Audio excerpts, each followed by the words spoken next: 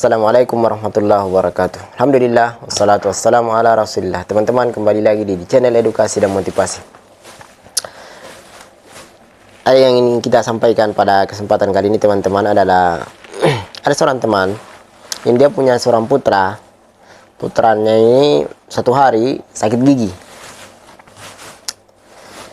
gigi. Akhirnya dia bawa ke dokter gigi. Sampai di dokter ternyata putranya yang menangis tidak mau masuk, tidak mau diperiksa oleh dokter. Dia takut sama dokter. Akhirnya tidak jadi teman-teman. Maka kemudian orang tua ini marah kepada putranya, teman ini marah kepada putranya tersebut. Apa yang terjadi? Yang terjadi adalah tidak jadi, dan sampai di rumahnya katanya itu sampai masih menangis si anaknya karena masih biasa sakit gigi. Pelajaran yang diambil teman-teman adalah yang kita ingatkan ya, adalah pertama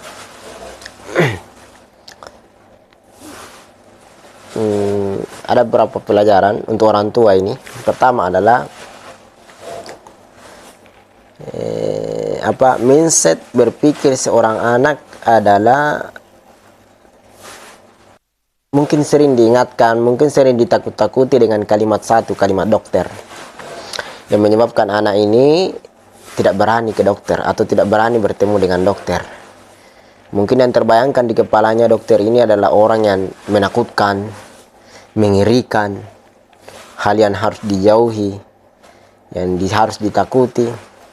Maka ini pelajaran kepada para orang tua, hendaknya menanamkan kepada putra dan putrinya, anak-anaknya, perasaan atau jangan ditakut-takuti dengan kalimat-kalimat itu.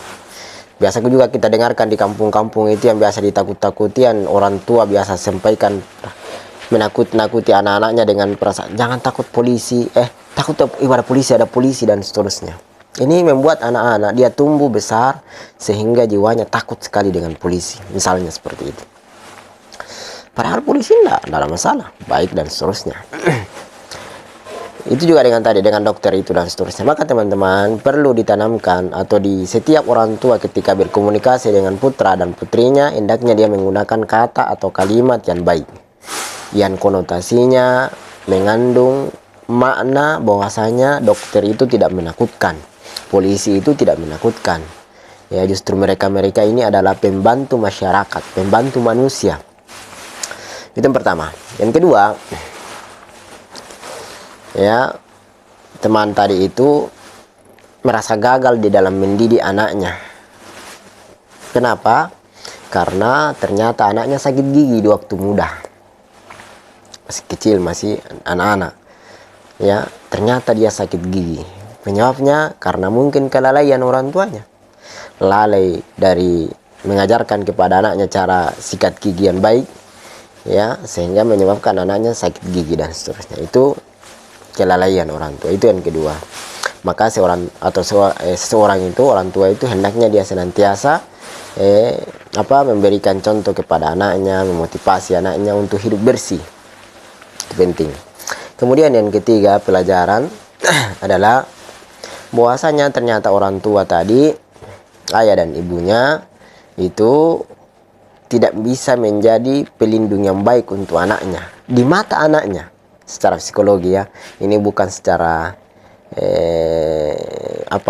tapi secara psikologi anaknya ternyata tidak terlindungi. Kenapa? Karena ternyata pada saat itu ayahnya dan ibunya ini ingin menggendong anaknya, mau membawa masuk ke dalam ruangan periksa. Ternyata anaknya tetap merasa takut. Seharusnya kan seorang anak ketika dia bersama dengan orang tuanya, ayah dan ibunya, dia merasa aman.